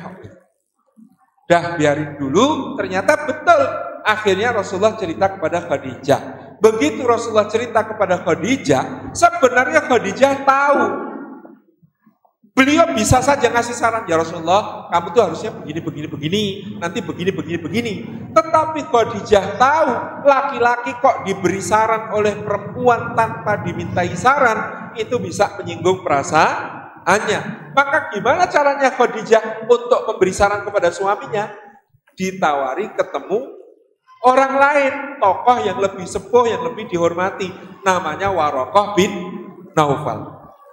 Ya Rasulullah, sepertinya yang turun kepada engkau ada kaitannya dengan kitab-kitab yang telah turun sebelumnya. Bagaimana kalau kita menemui seorang di antara ahli yang memahami isi kitab-kitab yang terdahulu itu? Kata Nabi SAW, siapa? Sepupuku Waraqah bin Naufal. Ayo, kata Rasulullah, sangat semangat. Maka betul mereka menemui Waraqah bin Naufal. Ini Bu, perhatikan, jenengan lihat suaminya bermasalah. Jenengan lihat suaminya perlu saran-saran. Kadang-kadang gak harus jenengan yang ngasih saran. Karena kalau jenengan yang ngasih saran, ada kondisi-kondisi secara psikologis yang bisa menjadi penghalang. Nenek dia memang memerlukan saran tadi. Mas, silaturahmi yuk. Gone siapa ya misalnya? Pak Syabani gitu ya. Nanti mungkin Pak Syabani akan memberikan masukan-masukan. Yuk kita sowan Ustaz Jazir yuk, gitu ya. Ini bagian dari tadi cara memberitahu suami, cara memberi saran kepada suami yang kadang-kadang tidak harus langsung. Dan itu yang difahami ibunda kita Khadijah. Diajak kepada sepupunya namanya Waraqah bin Naufal. Ketika ketemu dengan Waraqah bin Naufal, diceritakanlah peristiwa turunnya wahyu. Waraqah kemudian nanggut-nanggut mengatakan, Masya Allah. Kepada engkau wahai putra saudaraku telah turun namus besar, malaikat agung yang juga pernah turun kepada Musa dan Isa untuk menyampaikan wahyu dari Allah. Aduhai keponakanku, seandainya nanti tulang-tulangku masih kuat dan umurku masih panjang untuk berdiri di sisimu pada saat engkau dikatai gila, pada saat engkau dikatai penyihir, pada saat engkau didustakan, pada saat engkau disakiti, dilempari batu, diusir, bahkan diperangi ataupun dibunuh. Demi Allah, seandainya saat itu aku masih sehat dan kuat, aku akan berdiri di sisimu untuk membela dan mendukungmu. Nabi Muhammad SAW itu dengar ucapannya Waraqah kaget. Kenapa? Beliau 40 tahun hidup oleh masyarakat digelari Al-Amin, orang yang paling terpercaya. Lah kok Waraqah bilang, seandainya nanti kamu didustakan, digelari gila, penyihir. Gak kebayang Rasulullah itu. 40 tahun hidup sebagai orang yang dicintai masyarakat, disayangi masyarakat, dipercaya masyarakat. Lalu Waraqah bilang, kowe besok bakal didustakan, digelari penyihir, penyair, dukun, gila. Kamu nanti akan dilempari batu, kamu nanti akan dikejar-kejar, kamu akan diusir, kamu akan diperangi, bahkan mungkin kamu akan dibunuh. Itu Rasulullah kaget. Sangat kaget. Kenapa? Karena gak kebayang, Bu. Aku mau ngapain, Mas? Gitu. Dalam bayangan kita ya. Lah mau ngapain? Wah, kok nanti akan dibegitukan. Betul, kata Waraqah, tidak ada satupun manusia yang kepadanya turun malaikat yang membawa wahyu seperti yang telah turun kepadamu, melainkan begitu dia menyampaikan kebenaran, pasti akan dimusuhi oleh kaumnya. Sudah sunatullah. kata Waraqah bin Naufal. Maka ketika pulang dari rumah Waraqah bin Naufal, Rasulullah baru tahu, oh ini aku diangkat jadi nabi, jadi rasul, ini resikonya akan seperti ini. Siapa yang jadi penguat lagi? Khadijah. Ketika wahyu berikutnya nggak turun-turun, Rasulullah bingung, Rasulullah gelisah, maka Khadijah mengatakan, ya Rasulullah, Allah tidak mungkin meninggalkanmu karena engkau senantiasa menyambung silaturahmi, karena engkau senantiasa menolong anak yatim, menolong fakir miskin, membebaskan budak dan berbuat baik kepada orang lain. Ini penguatan dari Khadijah. Enggak, aku ditinggal sama Allah. Enggak mungkin. Allah enggak mungkin meninggalkan engkau. Ini yang dikatakan oleh Khadijah. Maka turunlah surah Al-Mudaththir. Ya ayyuhal mudaththir. Wahai orang yang berselimut bajunya karena galau. Ibu-ibu tahu bedanya Al-Mudaththir dengan Al-Muzammil? Itu kan kalau di terjemahan tulisannya cuma sama-sama orang yang berkemul dan orang yang berselimut, ya. Satunya orang berkemul, satunya orang yang berselimut. Apa bedanya? Kalau Al-Mudaththir ini orang yang menyelimutkan kainnya ke kepalanya dalam keadaan duduk karena galau, karena bingung, saking bingungnya gitu ya, jubahnya itu ditutupkan ke kepala dan ke mukanya. Itu namanya Al-Mudaththir. Kalau Al-Muzammil itu orang yang berselimut ketika berbaring untuk istirahat. Nah, kalau Al-Mudaththir, wahai orang yang berkemul karena galau. Kalau Al-Muzammil adalah orang yang berselimut ketika istirahat. Maka perintahnya berbeda. Perintah Al-Mudaththir adalah perintah untuk bangun, berdakwahlah, qum fa'andzir. Perintah dalam Al-Muzammil adalah qumil laila illa qalila, bangunlah untuk sholat di malam hari kecuali sedikit waktu untuk istirahat. Ini bedanya Al-Mudaththir dengan Al-Muzammil. Nah, Rasulullah SAW kemudian menjalankan tugas dakwahnya dan betul seperti yang sudah dikatakan oleh Waraqah bin Naufal, mulailah beliau dimusuhi, disakiti seperti yang sudah dikatakan tadi. Dan permusuhan yang paling keras ternyata datang dari keluarga beliau SAW. Di antaranya adalah keluarga yang dulu sebelum Rasulullah jadi Rasul paling akrab, paling dekat, paling nyambung, yaitu dan rumah mereka bertetangga dekat, yaitu keluarga Abu Lahab. Abu Lahab itu sebelum Rasulullah diangkat jadi Nabi, itu kalau sama Nabi SAW bangga, seneng, dan luar biasa hubungan baiknya. Bahkan dulu ketika Rasulullah lahir, Abu Lahab yang bikin tasyakuran, jamuan makan untuk bergembira karena kelahiran Muhammad SAW. Bahkan sebelum Rasulullah diangkat jadi Nabi, Abu Lahab dan Ummu Jamil meminta agar dua putri Rasulullah jadi menantunya dinikahkan dengan putranya yang namanya Utbah dan Utaibah bin Abi Lahab. Jadi Ruqayyah dan Ummu Kulsum itu kakak adik, menikah juga dengan kakak adik anaknya Abu Lahab. Jadi Rasulullah itu di masa sebelum menjadi Nabi dan Rasul besanan dengan Abu Lahab. Kan berarti bukan sembarang besan, mau besanan double.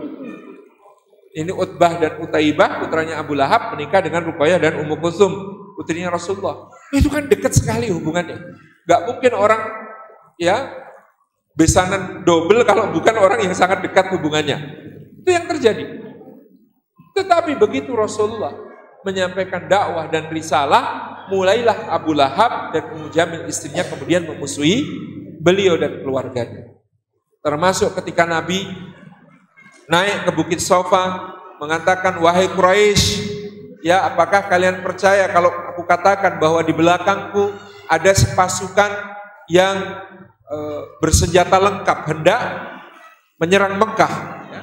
Maka kemudian orang-orang berkata, betul, kami percaya engkau adalah Al-Amin, yang terpercaya. Kemudian Rasulullah mengatakan, maka berimanlah karena sesungguhnya aku adalah pembawa peringatan dari sisi Allah sebelum tibanya hari yang azabnya sangat pedih. Tinggalkanlah berhala-berhala ini dan sembahlah Allah semata-mata. Begitu Rasulullah mengatakan begitu, majulah seorang laki-laki yang tampan wajahnya, putih kulitnya, agak juling matanya, pincang jalannya. Dia ngacung-ngacungkan tangan ke muka Rasulullah, mengatakan, tabban laka ya Muhammad, alihadza jama'tana. Binasa kamu Muhammad, apakah untuk ini kami dikumpulkan olehmu? Apakah untuk urusan remeh temeh, urusan sepele, urusan gak bermutu ini kami dikumpulkan, kata Abu Lahab. Jadi orang-orang kasak kusuk, ini siapa ini? Ini pamannya sendiri namanya Abu Lahab. Kata orang-orang, karena orang Quraisy ini sangat menjunjung kekerabatan, kata mereka, nah kalau pamannya sendiri gak mau percaya sama dia, kalau kita mempercayai dia ya kita musuhan sama keluarganya nanti, malah repot. Udah kita gak usah ikut beriman sama dia. Gara-gara Abu Lahab mengatakan demikian. Maka Allah membalas Abu Lahab dengan ayat Tabbat yada Abi Lahabi wa tab. Jadi surah Al-Lahab turun berkenaan dengan peristiwa ini.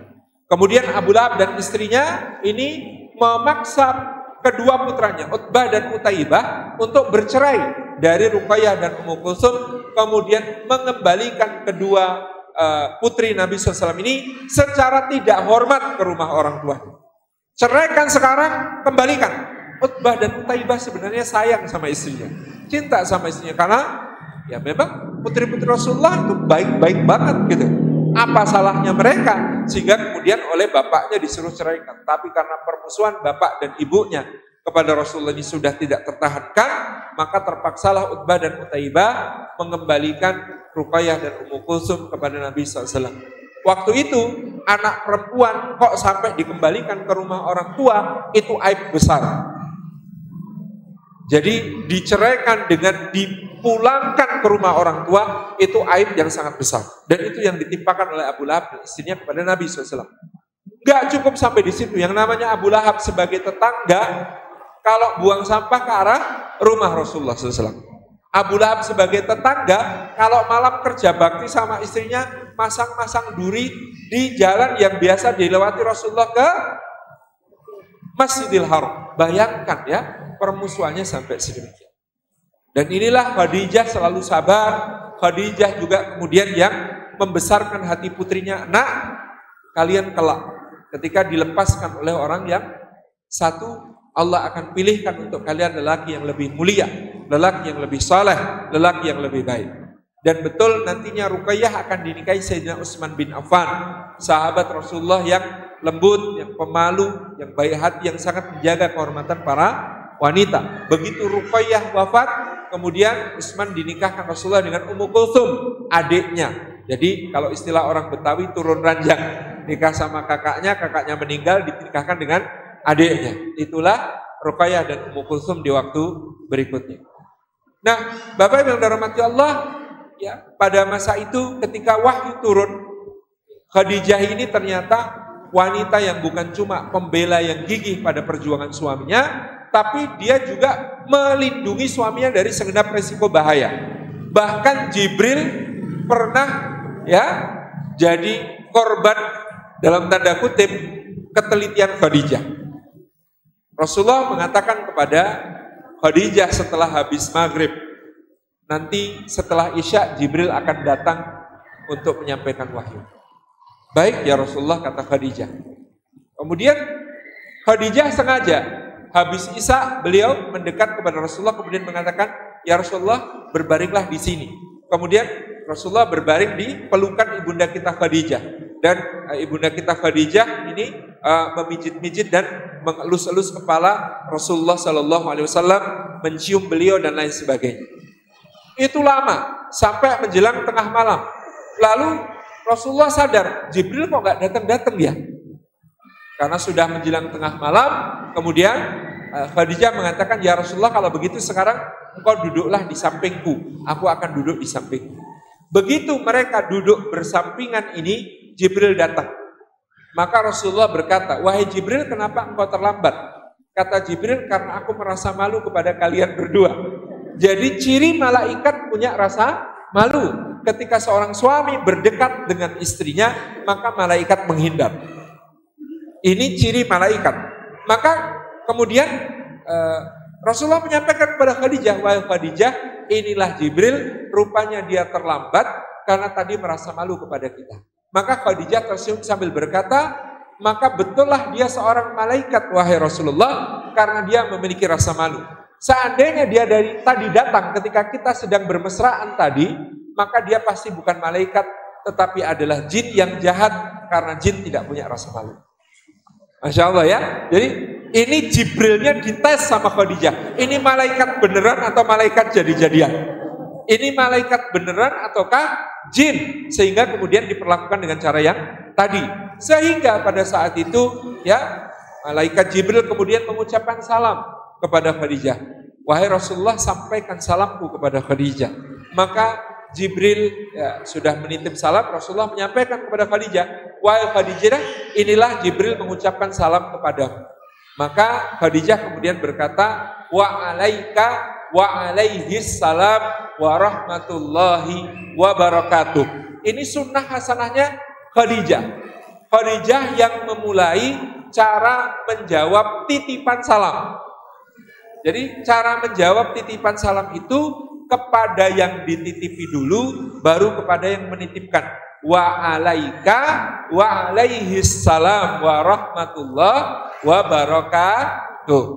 Kalau yang titip perempuan, yang dititipi perempuan bilangnya apa Bu? Wa alaiki wa alaihas salam wa rahmatullah wa barakatuh. Bingung betul. Kalau yang dititipi laki-laki, yang nitip laki-laki. Wa alaika wa alaihis salam. Kalau yang dititipi perempuan, yang nitip perempuan, wa alaiki wa alaihis salam. Nek bingung, ya sudah, wa alaikumussalam warahmatullahi. Gitu ya. Ini sunnah hasanah tadi Khadijah memberi contoh kepada kita bagaimana caranya menjawab titipan salam. Ibunda Khadijah radhiyallahu anha setia mendampingi Nabi sallallahu alaihi wasallam sampai bahkan di saat yang paling berat, yang paling sulit, yaitu 3 tahun mulai tahun ke-8 kenabian sampai tahun ke-11 kenabian yang disebut sebagai tahun pemboikotan. Apa itu tahun pemboikotan, ibu-ibu? Quraisy menggantung sebuah piagam di dinding Ka'bah. Bunyinya Bismikallahumma, dengan namamu ya Allah, kami orang-orang Quraisy mulai hari ini tidak akan berjual beli, berdagang, berniaga, bermuamalah, utang piutang, pinjam meminjam maupun menikahkan dan dinikahkan dengan Muhammad, para pengikutnya dan Bani Hashim dan Bani Muthalib. Ini piagam pemboikotan untuk Rasulullah, para sahabat dan keluarga beliau. Karena diboikot inilah maka dipimpin oleh Abu Talib, Bani Hashim dan Bani Muthalib, lalu diikuti oleh Rasulullah dan para sahabat mengungsi ke sebuah celah gunung yang disebut Syi'ib Abi Talib. Di situ mendirikan kemah-kemah untuk tinggal karena mereka tidak lagi bisa tinggal di kota Mekah. Inilah saat terberat dalam perjuangan di kota Mekah. Kelaparan terjadi, kalau sore, malam anak-anak menangis nggak bisa tidur karena lapar. Ada anak-anak yang sakit, ada anak-anak yang kemudian meninggal karena kelaparan dan sakit dan lain sebagainya. Bahkan waktu itu Sa'ad bin Abi Waqqas bercerita, kami saking laparnya kadang-kadang tongkat kami rendam lalu kami pukul-pukul supaya empuk untuk kami makan.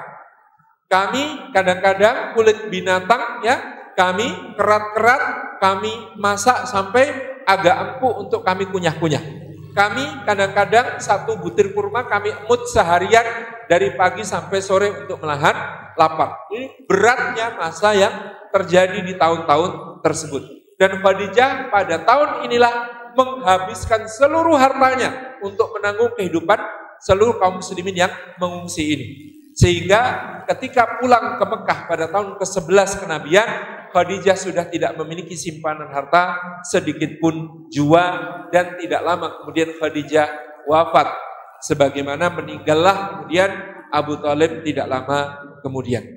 Inilah perjuangan dan pengorbanan ibunda kita Khadijah mengawali pernikahan dengan Rasulullah SAW dalam keadaan kaya raya, mengakhiri hidup di saat puncak kesulitan perjuangan Nabi SAW. Pantaslah Khadijah menempati tempat yang sangat khusus di hati Nabi Shallallahu Alaihi Wasallam sampai menimbulkan kecemburuan istri-istri beliau yang lain, padahal saat itu Khadijah sudah wafat.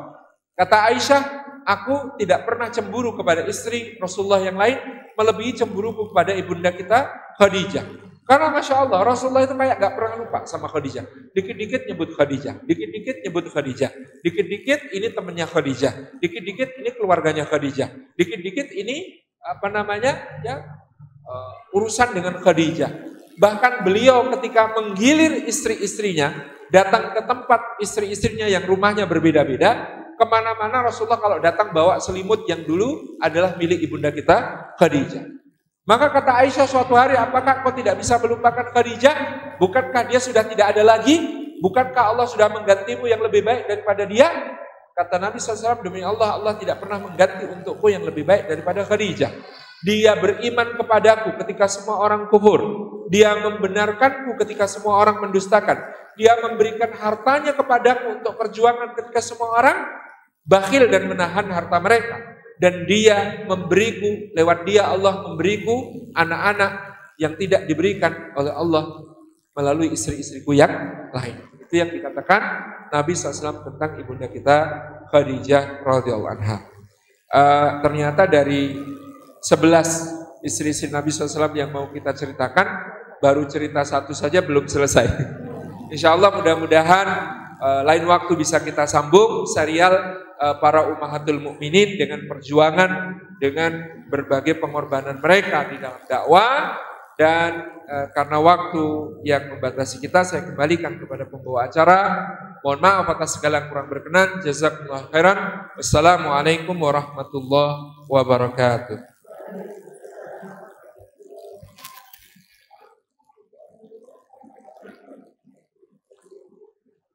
Masya Allah, sungguh luar biasa ya tentang kajian Muslimah seri Sahabiah. Dan ini Ustadz Salim menawarkan untuk seri selanjutnya ya Us ya.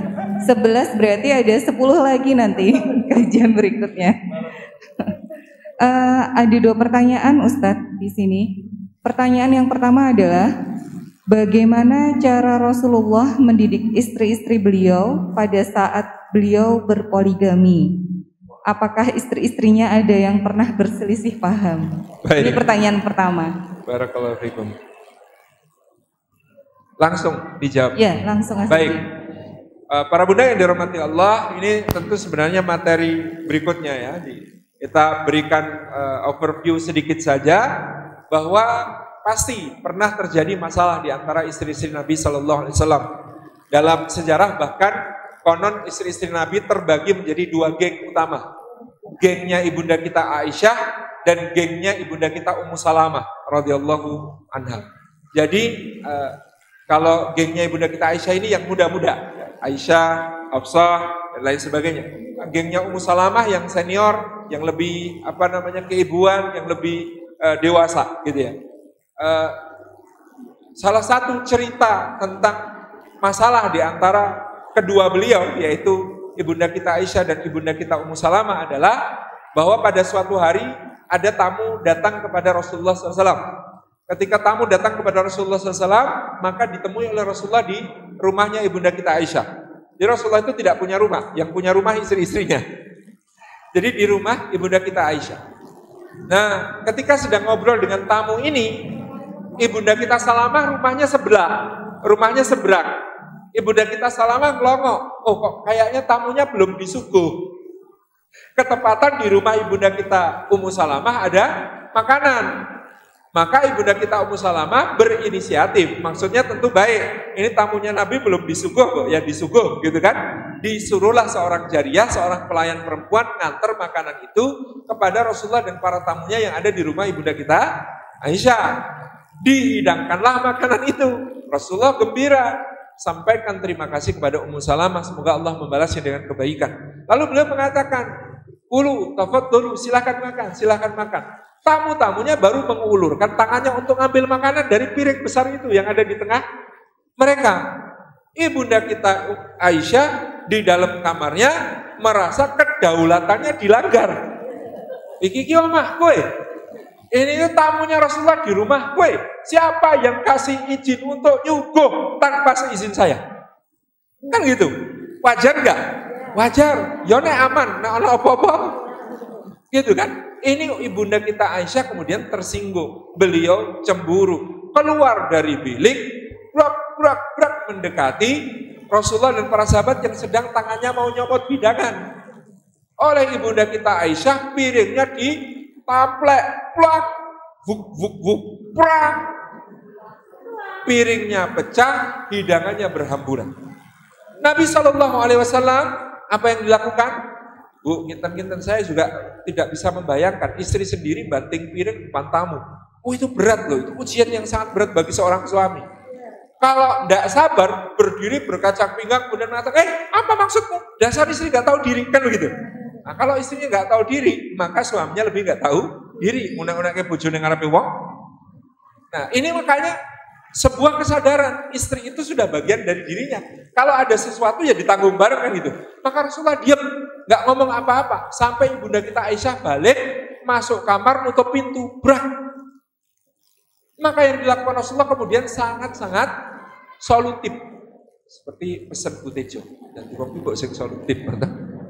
Ibunda kita Aisyah di dalam kamar, Rasulullah ngapain? Ngambilin pecahan piring, diletakkan lagi, makanan yang berhamburan diambilin, yang kotor dibersihkan pakai ujung baju beliau, diletakkan di atas pecahan piring yang sudah dikumpulkan itu. Kemudian beliau ngendika kepada para sahabat yang rawuh, kulu wal afu gharat ummukum.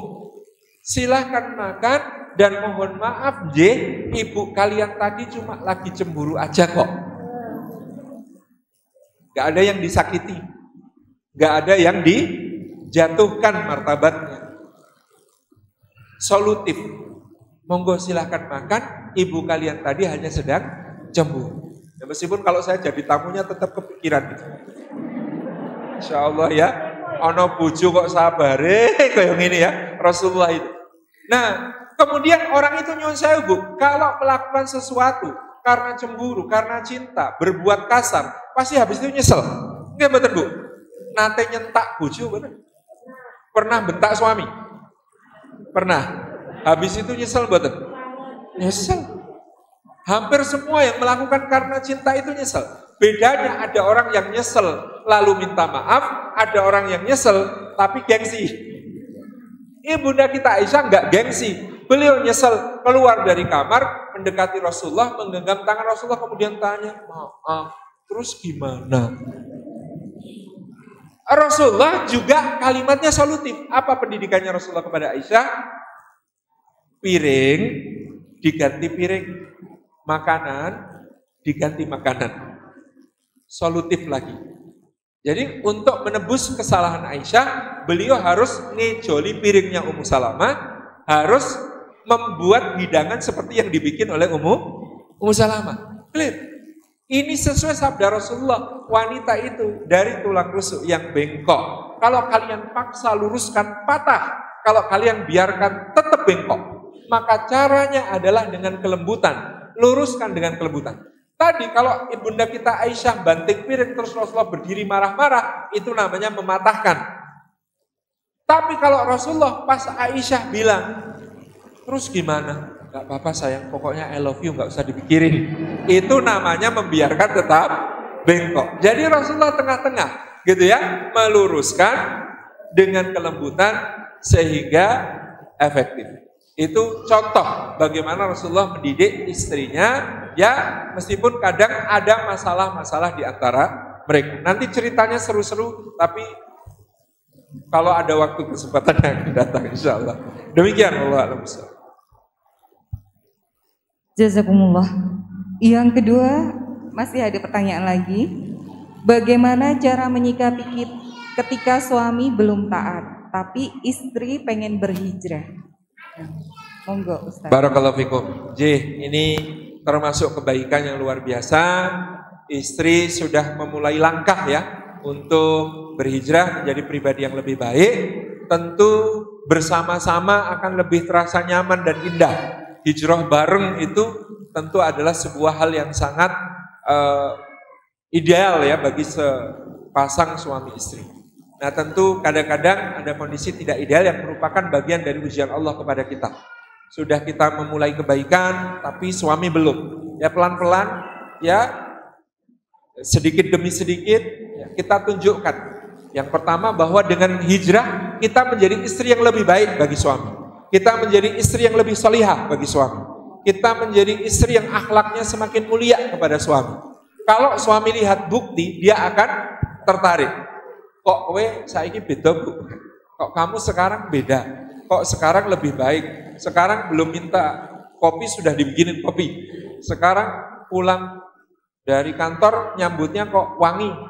Bukan daster tambal 7 tempat gitu. Sekarang kok, nah misalnya dengan cara hijrah yang semacam ini, insya Allah suami lama kelamaan akan terketuk hatinya.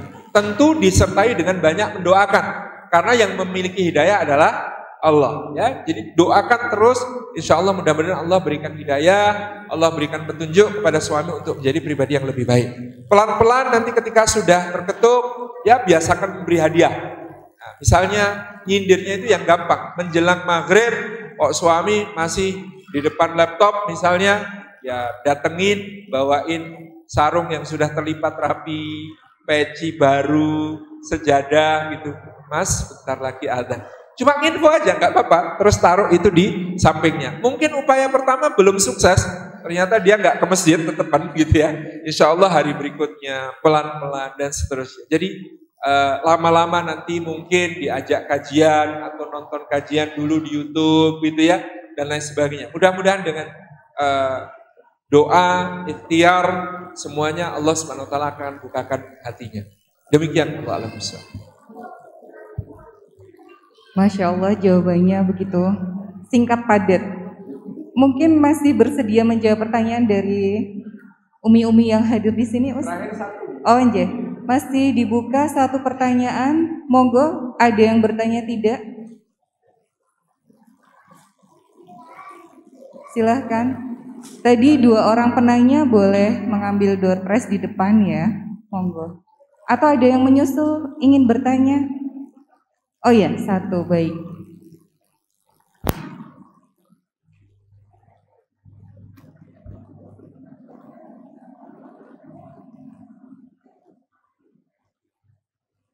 Assalamualaikum warahmatullahi wabarakatuh.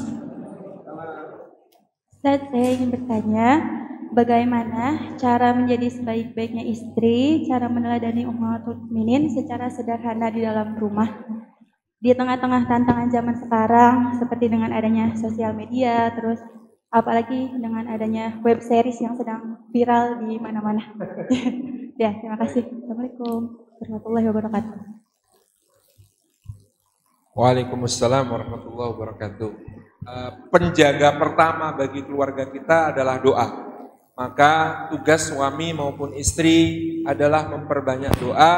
Rabbana hablana min azwajina wa dzurriyyatina qurrata a'yuni waj'alna lil muttaqina imama. Ya, doa ini yang pertama adalah agar Allah Subhanahu wa taala jadikan pasangan kita dan anak keturunan kita menjadi penyejuk mata. Kata para ulama, maksud penyejuk mata ya sesudah sebelumnya sudah menyejukkan hati. Jadi kalau menyejukkan mata otomatis harusnya sudah menyejukkan hati terlebih dahulu, karena mata adalah jendela hati. Itu yang dimaksud dengan penyejuk mata. Artinya dia menyejukkan mata kita karena hatinya beriman dan bertakwa, karena seluruh anggota badannya taat, beramal soleh, melakukan ibadah-ibadah, menyejukkan mata kita karena akhlaknya yang mulia. Itu yang kita mohon kepada Allah dengan doa tersebut. Dan insya Allah dengan membaca doa qurratu a'yun, mudah-mudahan kita ini memandang pasangan kita bukan cuma dalam sisi fisiknya, tapi bahkan kita sudah bisa kebayang ini nanti kalau masuk surga seperti apa. Kan wanita soleha itu kalau masuk surga menjadi 70.000 kali lipat lebih cantik daripada bidadari yang paling cantik, gitu kan? Itu berarti ya mudah-mudahan suami memandang istri kalau memperbanyak doa itu jadi tampak ini 70.000 kali lipat. Sekarang cuma sedang menyamar gitu. Ibu-ibu juga kalau melihat suaminya insya Allah nanti kelihatan bayangan surgawinya. Karena suami ibu itu nanti di surga parasnya setara Nabi Yusuf, gitu ya, umurnya seperti umur Nabi Isa ketika diangkat ke langit, umur 33. Jadi nanti suaminya itu umurnya rata-rata sama di surga 33 tahun, wajahnya setara Nabi Yusuf semua. Hati-hati jari teriris-iris ya gitu. Ini dengan doa ini qurratu a'yun, mudah-mudahan Allah jaga. Kemudian waja'alna lil muttaqina imama, tidak ada yang lebih kuat menjaga daripada ketakwaan bagi keluarga kita. Maka kita mohon kepada Allah supaya kita dijadikan pemimpin bagi orang bertakwa, yaitu di dalam, paling tidak di dalam keluarga kita isinya semuanya adalah orang bertakwa yang menjaga dengan ketakwaan. Ini yang penting. Yang berikutnya tentu ada ikhtiar-ikhtiar untuk selalu mengharmoniskan hubungan, berkomunikasi. Ya, kita pengen tahu apa yang dikendaki, yang diinginkan oleh pasangan. Ngobrol itu penting. Istilah orang Jawa gelenak-gelenik. Saya dulu juga nggak ngerti bahwa gelenak-gelenik itu penting, tapi kemudian ternyata gelenak-gelenik itu penting. Naik motor berdua nggak usah ada tujuannya. Yang penting ketika naik motor itu bisa ngobrol, itu penting. Mungkin kalau yang kagungan mobil ya suaminya nyetir, ini mau kemana Bu? Wes nggak tahu, pokoknya jalan aja. Saya penting di tengah jalan bisa ngobrol. Ini couple time ya, waktu untuk berdua bisa saling saling ngobrol, saling terbuka, menyampaikan aspirasi. Nyuwun sewu, kadang-kadang masalah itu kan hanya karena prasangka. Salah satu prasangka yang paling merusak dalam rumah tangga itu adalah harusnya dia itu tahu. Harusnya dia itu tahu. Tahu apa? Oh, nek pulang itu ya bikinkan kopi. Lu bagaimana tahu kalau tidak pernah menyampaikan? Kan kita berasal dari keluarga yang berbeda, yang kadang-kadang ukuran-ukuran di rumah kan berbeda. Nyuwun sewu, saya dengan istri ini sebagai contoh. Istri saya, orang tuanya, bapaknya dulu pejabat tingkat kabupaten, ibunya ibu rumah tangga. Saya baru tahu setelah menikah bahwa standarnya di rumah, pagi-pagi, ibu mertua saya nyiapin snack, jajan pasar macam-macam, teh dan kopi, daharan, pepak. Itu kalau bapak mertua dahar juga diambilkan. Nasinya segini aja Pak, ini opornya mau pakai paha menopor dada Pak. Itu diambilkan semuanya, diladeni, teh, kopi, jajan pasar semuanya. Sampai nyuwun sewu, kadang pakai sepatu dipakaikan. Tindak kemudian diulungkan yang namanya tas kerjanya, dicium tangannya, dan ibu dada-dada sampai kendaraannya bapak tidak tampak lagi. Kan begitu. Sebaliknya di keluarga saya, bapak saya pengajar, ibu saya pengajar, dua-duanya guru. Nah, kadang-kadang ibu saya jam pertama, bapak saya jam ketiga, ibu berangkat lebih pagi. Biasa di rumah saya ibu ngerti kok, Pak, naik badai dahar, sudah sudah ada di meja, mundut piyambak. Terus ibu anak-anak nanti kalau minta yang panas-panas, minta tolong dibikinkan ceplokkan telur atau gimana. Ya Bu, monggo kalau tinggal dulu. Biasa, bapak saya begitu biasa. Gitu ya, bikinkan minum untuk anak-anaknya. Biasa, bapak saya biasa. Jadi di ukuran di rumah saya menunggu ini biasa. Ketika kami menikah, kan beda ukuran pakai standar masing-masing. Kadang-kadang nyuwun sewu, saya mau bikin minum sendiri dimarahi sama istri saya. Mau bikin apa toh? Bikin teh, Mbok ngomong, tak bikinkan, duduk sana. Karena standarnya beda, itu saya beruntung. Coba kalau sebaliknya, misalnya, yang laki-laki dari keluarga kayak keluarga istri saya, yang perempuan dari keluarga kayak keluarga saya. Nah esok saya wedok cuek bebek padahal suaminya mengharap kok ora koyo ibuku, aku kok ora digawake teh, aku ora digawake kopi. Kan nelongso, karena tidak dikomunikasikan kan itu. Jadi komunikasi ini penting. Yang berikutnya ngobrol, nyampaikan apa yang menjadi keinginan, harapan ya. Memberikan evaluasi satu sama lain, ini penting. Itu yang berikut. Yang ketiga, perkuat komitmen dan saling menjaga. Nyuwun sewu, kalau saya semua medsos saya itu saya instalkan di HP istri saya. Kadang-kadang istri saya buka DM Instagram terus dia bilang, "Bah, izin ya, blok." Oke.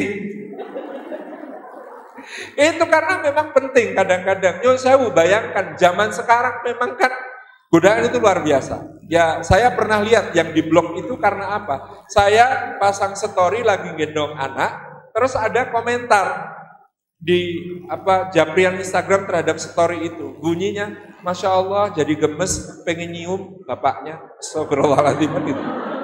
Itu kalau nggak kuat kan zaman sekarang ya, kan berkelanjutan nanti gitu ya japriannya jadi. Makanya cara saling menjaga. Di antaranya yang saya lakukan, saya terbuka dengan istri ini, tolong ikut menjaga satu sama lain. Jangan sampai ada yang tembus ini pertahanan kita di segala lini. Termasuk tadi tentu ada upaya-upaya lahiriah, berhias untuk suami. Jangan sampai tindak pengajian sama nyambut suami pulang lebih cantik kalau tindak pengajian. Aduh, gitu ya. Ya ini penting, ini sebagai bagian dari, itulah yang paling berpahala dari berdandanya istri adalah untuk menyambut suami. Ini contoh bagaimana kita memahami perkara-perkara seperti ini secara proporsional. Demikian saya kira kita cukupkan karena sudah hampir 10:30 nih. Baik. Jazakumullah kepada Ustadz Salim Afilah. Kami tunggu serial Kajian Muslimah seri Sahabiah. Terima kasih atas apa yang disampaikan. Semoga bermanfaat dan serta lebih mengenal dan meneladani istri-istri Nabi Muhammad SAW. Selanjutnya kami informasikan untuk infak hari ini, Masya Allah, sejumlah 1.775.000. Barakallah. Selanjutnya adalah door prize yang akan dipandu oleh Mbak Difla. Kepada beliau dipersilahkan. Baik, saya mohon izin dulu ya. Jazakillah. Jazakumullahu khairan katsira. Kami tunggu ya Ustaz untuk seri berikutnya. Dari akun Kondur.